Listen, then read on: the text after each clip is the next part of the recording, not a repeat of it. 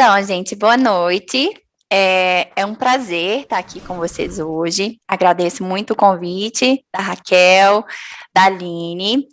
Como eu falei, é muito diferente estar participando hoje como palestrante, do que como intérprete, mas vou tentar meu máximo aqui, me esforçar para ser uma boa palestrante para os meus colegas intérpretes.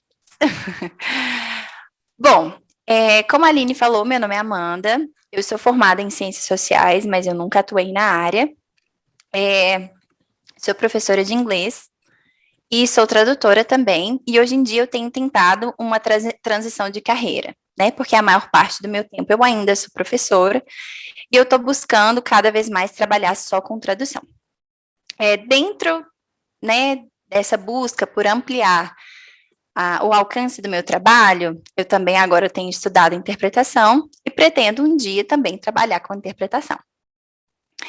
Então, junto com essas mudanças que têm acontecido na minha vida profissional, junto com a questão da pandemia, que está sendo ainda, né, um desafio, acredito que para mim e para todos nós, eu senti algumas necessidades na minha vida, algumas necessidades de mudança, de um olhar mais interno, por uma questão de autoconhecimento. E uma das coisas que tem me ajudado nesse processo é a yoga. Por isso que eu escolhi falar sobre yoga hoje. É uma prática que se tornou mais comum depois da pandemia. Acredito que todos vocês, ou a maioria, tenham notado uma procura maior, mais postagens sobre yoga, mais ofertas de aula, mais de aplicativos, e isso não é à toa, né? Eu sou uma pessoa completamente apaixonada por esse tema, sou suspeita para falar, mas eu acredito que tem uma razão por que a procura se tornou tão grande nos últimos tempos. E isso tem a ver com os benefícios pessoais da prática e até profissionais, né? Porque eu quero chegar no ponto que eu vou falar com vocês de como a prática da yoga está afetando a minha vida profissional como tradutora e no futuro como intérprete. Então, vamos lá. Para começar, eu quero falar um pouquinho do contexto, né? Então, a yoga, ela é uma prática indiana milenar. E diz a lenda a lenda, né? As crenças indianas, que ela foi criada por Shiva, que é uma divindade hindu, também conhecido como Rei dos Bailarinos, e ela surgiu a partir do momento que ele estava fazendo vários movimentos complexos de uma beleza imensa. E ela só foi denominada como yoga, né, milhares de anos, alguns anos depois, foi batizada como yoga, que é um termo sânscrito, que é um dos termos que mais tem tradução, né, no mundo. E uma das traduções é união, porque encadeia o corpo, a mente e as emoções. Né? Com o passar do tempo, acredita-se que Shiva foi preparando seus discípulos para perpetuarem essa arte milenar, e a qual foi passada de geração para geração.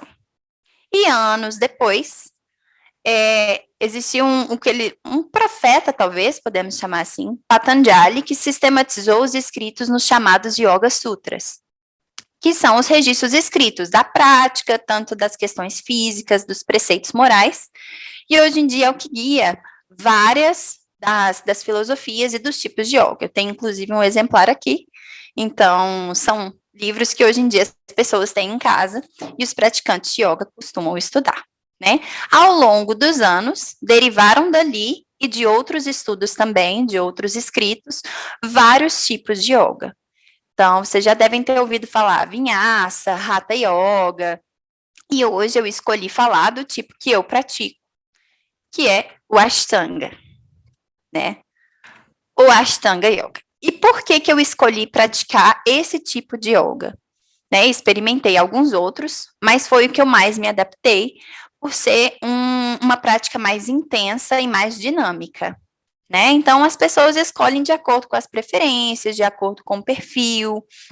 Então, eu tenho mais propriedade para poder falar do Ashtanga Yoga. Não se preocupem, às vezes eu vou usar o artigo masculino para falar o yoga ou a yoga, é muito normal, né? Não existe um consenso se seria uma palavra masculina ou feminina. Então, por isso que eu vou falar o Ashtanga, a yoga, o yoga, tá? Isso é bem comum quando a gente vai falar de yoga.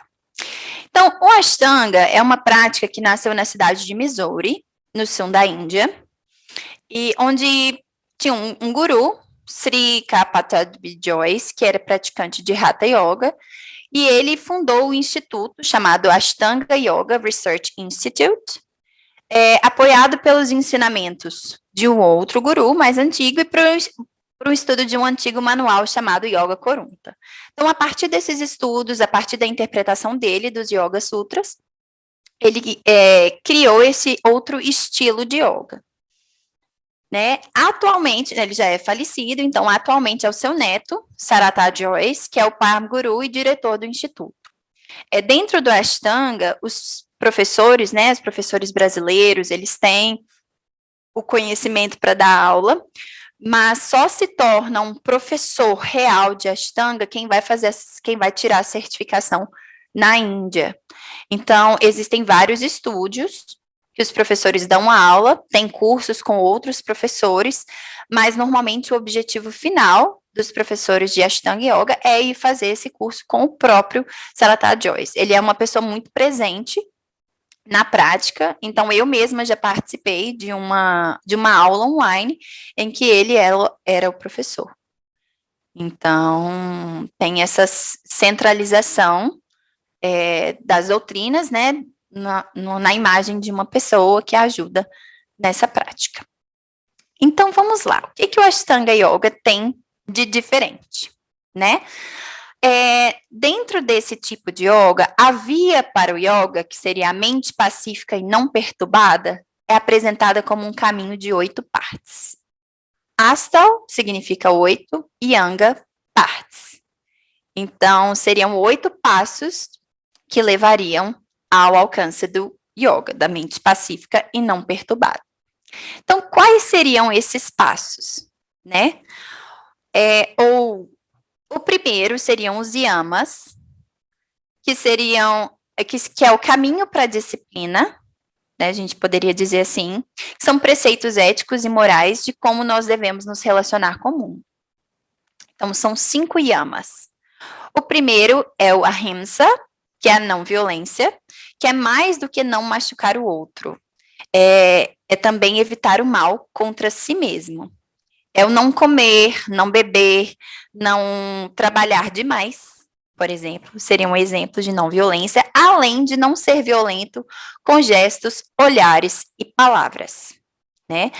A violência, de acordo com eles, também é praticada quando se tem pensamentos negativos e ao desejar que algo de ruim aconteça com o outro. Esse princípio, ele também passa pela transformação das emoções. Não responder o ódio com ódio, mas aprender a lidar com sentimentos. O yogi acredita que matar ou destruir uma coisa ou um ser é insultar o seu criador. O segundo yama é satya, que é a verdade em palavras, pensamentos e ações, consigo mesmo e com o outro. Para Patanjali, que foi quem escreveu os Yoga Sutras, a falsidade ela gera perturbação mental, pois a todo momento é preciso arranjar desculpas para justificar a mentira.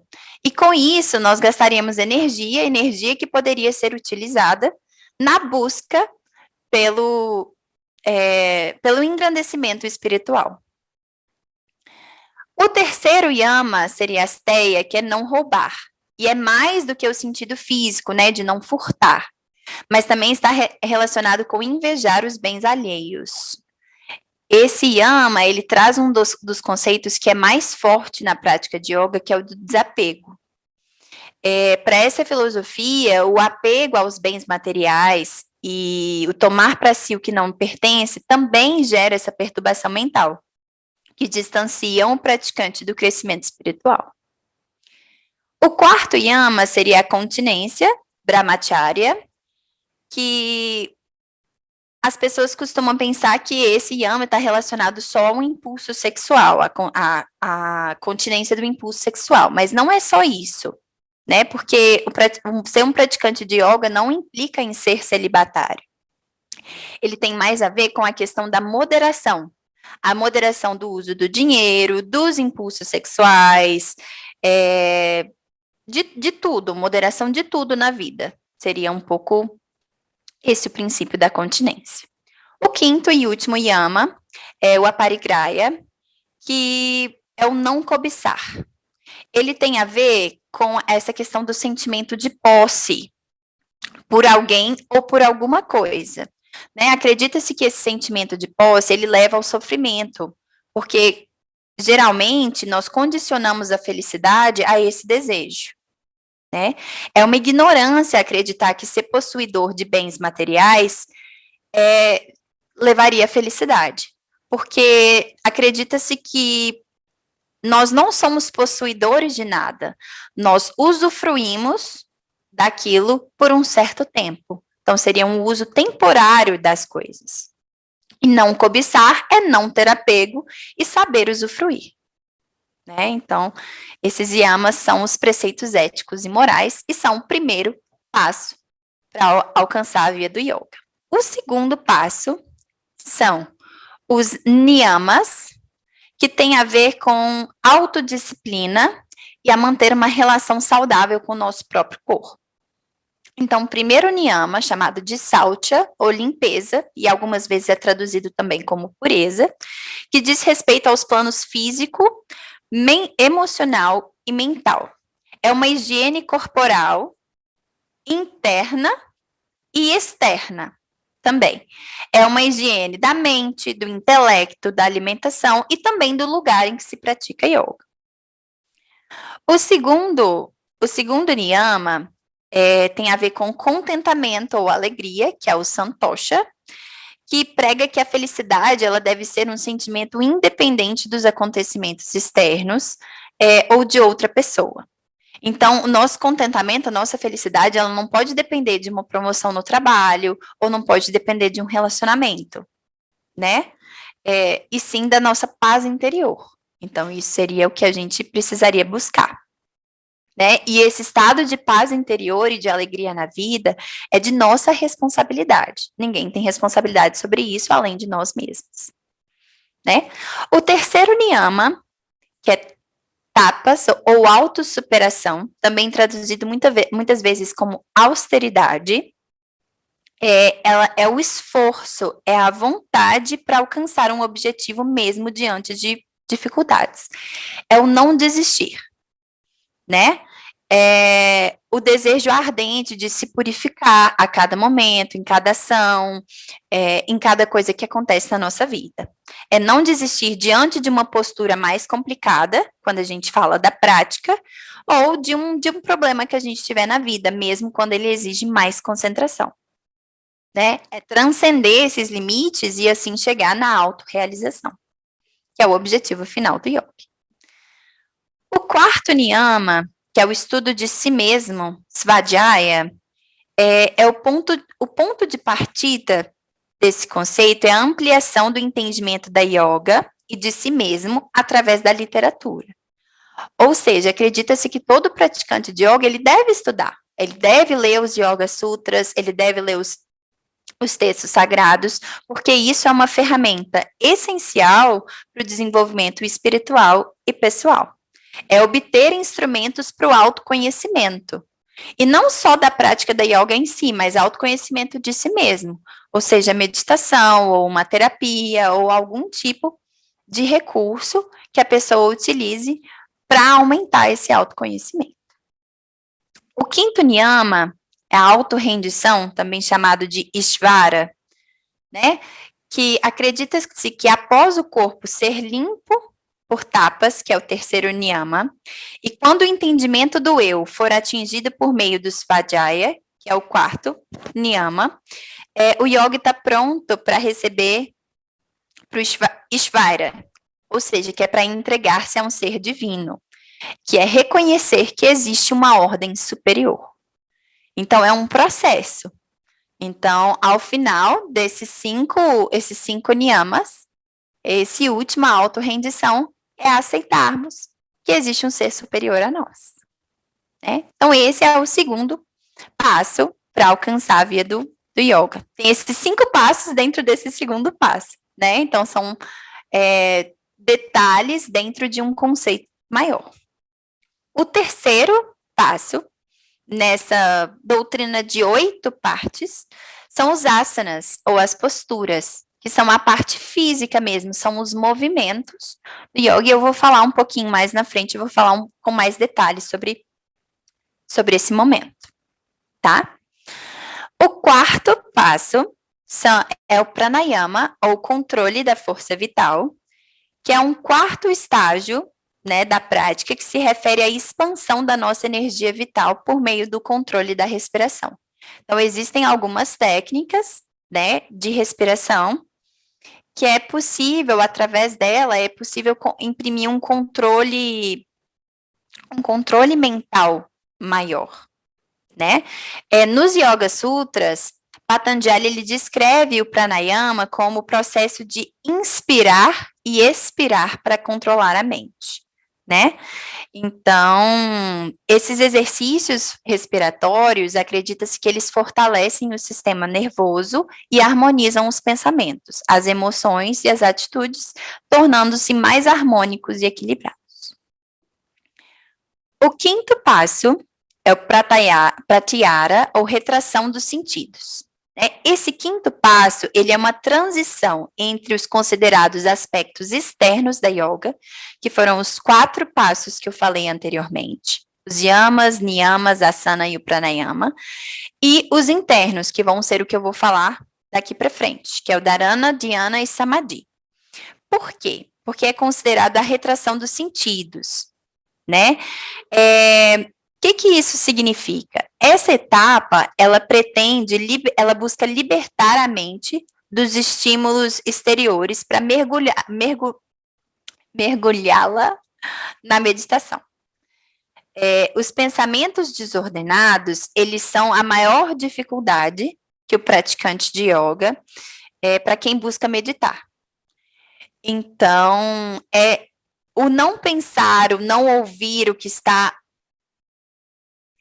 externo a nós é que é a nossa maior dificuldade. Então, para conseguir alcançar um estado de meditação, é preciso tranquilizar as emoções, relaxar o corpo, e isso pode ser feito de 4 maneiras: através do controle da energia vital, dos sentidos, do corpo e da mente. Então, esses estágios são alcançados só com muita prática e muita disciplina. O sexto passo, que é o dharana, ou a concentração, ele é quando a gente fixa a atenção em um ponto único para evitar essas flutuações mentais. Então, ele é a primeira estratégia para esse controle interno, que é quando a gente fixa a atenção em um ponto só. Nos Yoga Sutras, Patanjali ele propõe algumas práticas, como manter os olhos fixos na chama de uma vela, cantar mantras e repetir uma sílaba sagrada seguidamente, que é o famoso Om que a gente faz, né? No início pode ser difícil, por isso que é necessário treino e perseverança, mas com o tempo fica mais fácil domar os pensamentos e filtrar mais os ruídos externos. E aí a gente chega no sétimo passo, que é o dhyana, ou a meditação, que é o penúltimo passo para atingir o estado de iluminação. Ele é sobre a experiência real da meditação, no qual finalmente essas flutuações da mente são dominadas e a concentração alcançada é máxima. É um estado muito difícil de ser atingido, mas não é impossível. A dificuldade maior é que ele não pode ser ensinado, né? Porque como os estágios anteriores, ele é muito interno e é necessário esforço e dedicação. Até chegar no último passo, que é o chamado samadhi, ou a hiperconsciência, que segundo Patanjali é o objetivo final da yoga, quando a gente tem acesso aos níveis mais profundos de consciência, que é onde os estudiosos dizem que é o momento em que ocorre a iluminação e a libertação da alma. são bem difíceis esses 8 passos, né? É o processo todo da prática, seria a prática completa. E aí, eu queria falar com um pouquinho mais de atenção da parte física, que são os asanas, que é o terceiro passo nessa via para alcançar o yoga. Por que que eu queria falar dessa parte mais específica? Porque normalmente é a porta de entrada para a prática. A gente normalmente começa a praticar yoga pensando na parte física, é um exercício físico, é uma atividade física, ok, é uma atividade que ajuda a mente também, mas a gente só vai entender a profundidade disso a partir do momento que a gente já está praticando há algum tempo. No início, quando eu comecei a praticar, eu percebi que aquilo estava me fazendo bem, que estava me trazendo benefícios, mas eu não conseguia identificar muito bem por quê, nem o que estava me beneficiando. Então, a primeira coisa foi eu começar a praticar, a segunda foi observar essas pequenas coisas, e a partir daí, eu busquei conhecer um pouco mais e entender o que estava por trás. Então, talvez um iniciante na prática, ele não vá saber explicar essa questão dos 8 passos, ou por que que a Ashtanga é dessa maneira. Não, isso eu só conheci porque eu tive curiosidade, eu quis entender mais sobre o que estava acontecendo comigo, né? Então, essa prática dos asanas, que são as posturas, ela tem como base uma metodologia que é chamada Tristana, né? Que é formada por 3 partes, que é a respiração, os asanas e o drishti, que é o foco do olhar, né? Esses pilares é o que vão transformar uma simples prática física em uma experiência que conecta mente e corpo. É o que permite a prática se tornar meditativa e repleta de benefícios à saúde física e mental. O primeiro desses pilares, que é a respiração, ele diz respeito à respiração diferente que a gente tem durante a prática do Ashtanga Yoga, que é a respiração Ujjayi, também conhecida como respiração vitoriosa.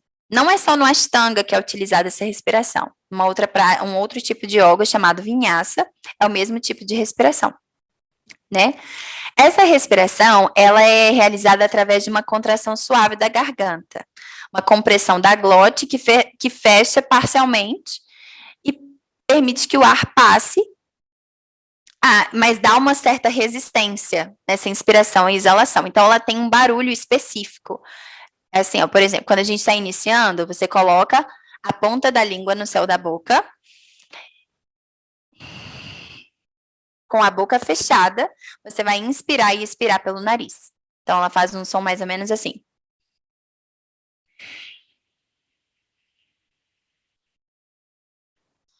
Esse som, ele é comparado ao som do oceano, e como a gente tem que prestar muita atenção, não é uma respiração que a gente faz de forma automática, isso é uma das estratégias que ajuda na concentração durante a prática, né? Acredita-se que o calor e a energia que a gente adquire na prática, elas seriam desperdiçadas se a gente respirasse com a boca aberta.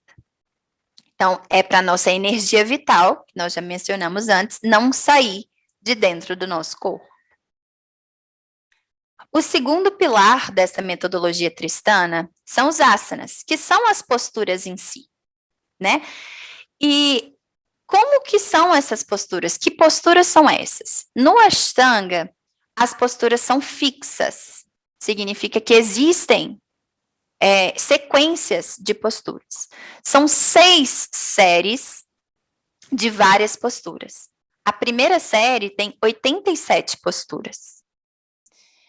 E quando você chega na sua primeira aula, o professor ou a professora, ela vai te passar as posturas que são chamadas de posturas fundamentais e as posturas finais, mesmo que elas precisem ser adaptadas de acordo com a limitação de cada corpo, de cada pessoa.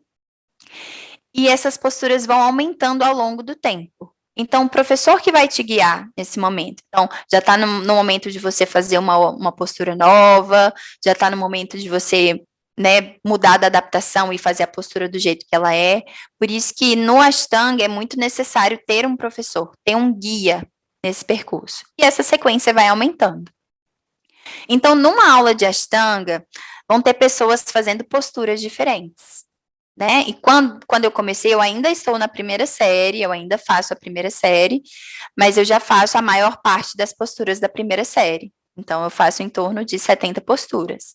Então, junto comigo, no Shala, que é o lugar onde eu pratico, Shala é o termo em sânscrito para o lugar que a gente pratica.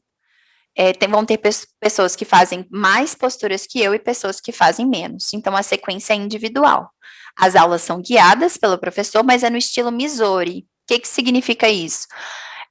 Cada um faz a sua sequência. Então, eu posso entrar no meu Shala de 6:30 da manhã às 9 da manhã. Então, posso chegar às 6:30, posso chegar às 6:40, posso chegar às 7. Não tem um horário determinado, porque cada um faz a sua sequência. Então, não é uma aula fixa, né? Então, isso foi uma coisa que me interessou também. Eu acho que isso torna a prática mais pessoal. E isso me ajuda a ser mais introspectiva do que se fosse uma aula coletiva igual para todo mundo. Essa é uma foto de uma das posturas, né? Então, existem várias diferentes. O terceiro pilar dessa metodologia tristana é o drishti, que é o foco do olhar, enquanto nós estamos praticando. Essa etapa é o que nos ajuda a manter a mente estável e focada, evitando as distrações externas, né, o que atrapalha o fluxo da prática. Então, isso significa que em cada postura eu tenho que estar olhando para um lugar fixo.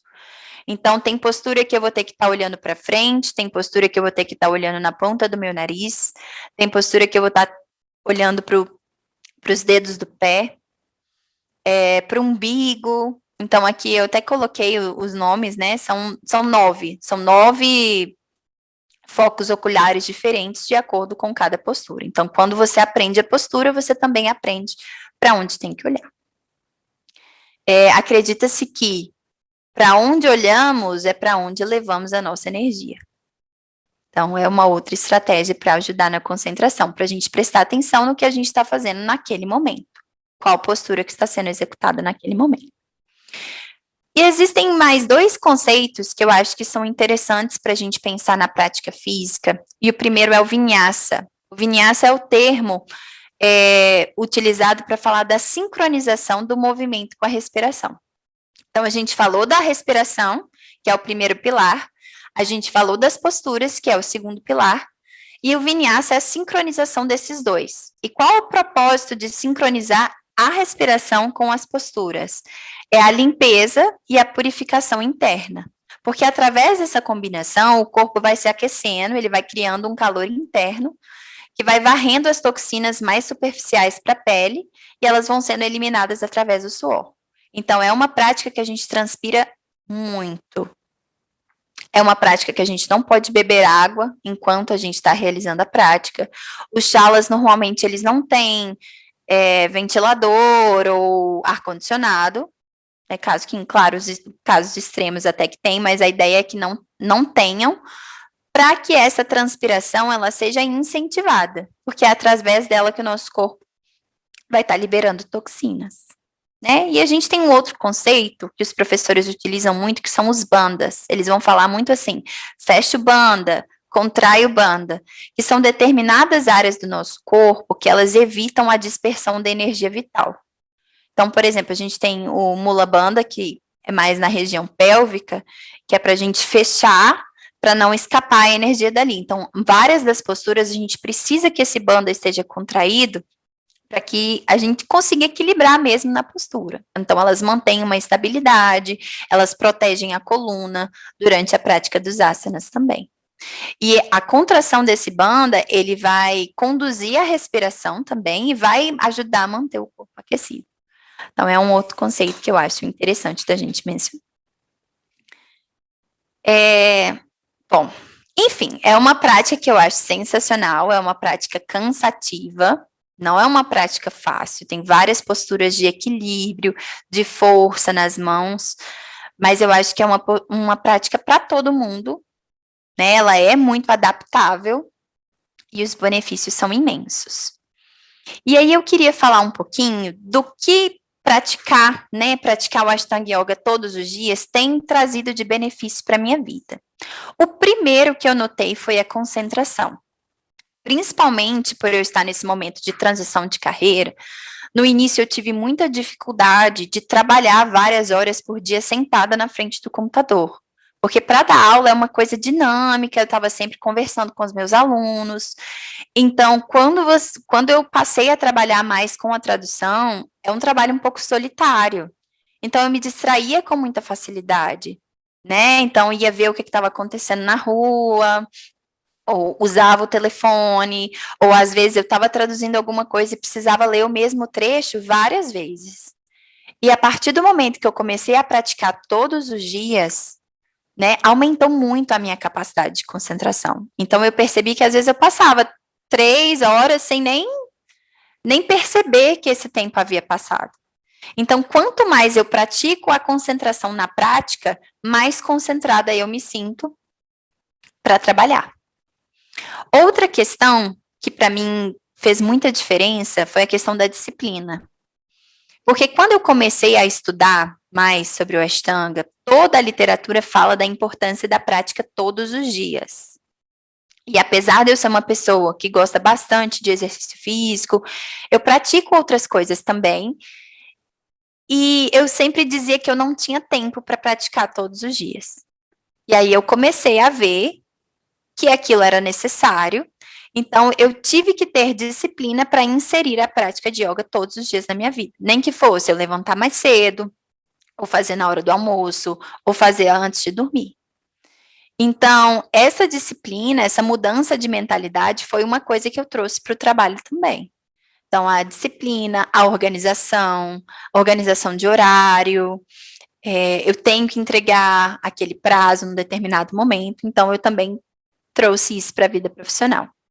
Uma outra questão foi o controle de ansiedade e de estresse. Um dos maiores problemas que eu tenho como tradutora é a ansiedade. Então, às vezes, eu tenho um projeto grande, e eu fico ansiosa para poder entregar aquele projeto, porque eu fico com medo de não entregar o projeto no prazo. Então, aquilo me gera um estresse, às vezes atrapalha o meu sono. Então, na yoga, eu aprendi que tem coisa que não vai sair naquele momento. E tá tudo bem. Então, aquilo é um processo, vai demorar um pouco, mas ele vai sair. É o fazendo um pouco todo dia que vai me ajudar a chegar no resultado final. Então, quando eu me sinto ansiosa, às vezes até no meio do dia do trabalho eu paro e vou praticar. Porque não adianta, na minha sequência de postura, eu não posso pular para o final. Eu tenho que fazer cada passo. Então, aquilo me ajuda a acalmar a questão da respiração, ajuda a controlar os efeitos físicos da ansiedade e do estresse no meu corpo também. A falta que a prática me faz, então, se por acaso é um dia que eu realmente não consigo praticar, ou acontece alguma coisa, ou eu tô doente, a prática me faz uma falta muito grande. Então, foi aí que eu comecei a perceber também a importância que ela está tendo na minha vida. E outra mais, assim, pensando na questão pessoal, foi a questão do autoconhecimento mesmo, né? Me incentivou a procurar outras formas de autoconhecimento, de me conhecer melhor, de fazer terapia, de refletir sobre o que eu quero da vida, quais são os meus propósitos. E isso também eu levei para a vida profissional. O que que eu quero? O que que eu quero como profissional? O que que eu quero como tradutora? O que que eu quero como intérprete? O que que eu quero alcançar? Então, são questões que eu comecei a me perguntar. E por último, mas não menos importante, a necessidade de estudo. Porque na yoga eu tenho que estar estudando a prática, estudando as doutrinas. E como tradutora, a gente tem que estudar o tempo todo, senão a gente fica para trás, a gente fica ultrapassado e a gente não consegue executar o nosso serviço da melhor maneira possível. E pensando no lado da interpretação, eu tenho muita dificuldade de falar, de interpretar e continuar escutando o que a pessoa está falando, porque eu me distraio com a minha própria voz. Então, à medida que a minha capacidade de concentração aumenta, isso tem se tornado mais fácil para mim. E também no controle de ansiedade, de às vezes eu perder o que a pessoa está falando, e eu falo assim, nossa, meu Deus, perdi. vou parar, vou desistir. Então, controlar essa ansiedade de uma forma rápida, que é o que a gente precisa na interpretação, é uma habilidade que eu estou desenvolvendo graças à yoga também. Então, eu sei que pode parecer que eu estou fazendo propaganda. Eu não tenho um estúdio de yoga, eu não vendo nenhum produto relacionado a yoga, não tem nada a ver. Eu tenho começado a jornada de ser professora no Shala que eu pratico, mas ainda é uma jornada muito longa, ainda estou muito distante. Mas eu gosto de falar sobre isso para o máximo de pessoas possíveis, porque eu gosto de espalhar os benefícios que trouxe para a minha vida. Então, mesmo que não seja o Ashtanga, que é o que eu pratico, mesmo que não seja a yoga, mas eu acredito que existem várias práticas que podem trazer uma luz para a nossa vida pessoal, profissional, e cabe a nós buscar, né? E isso faz parte dessa jornada de autoconhecimento. Então é isso, gente. Muito obrigada, né? Era sobre isso que eu queria falar com vocês. Espero que vocês tenham gostado. E é isso. Se alguém tiver alguma dúvida, estou à disposição para responder.